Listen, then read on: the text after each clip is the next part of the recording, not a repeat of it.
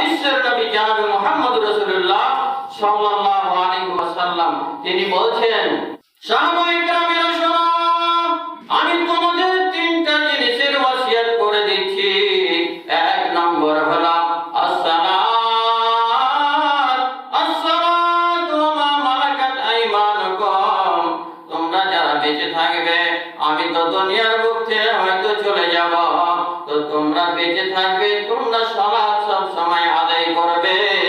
সালাত কোনোদিনও ছাড়বে না, ছাড়বে না, ছাড়বে না।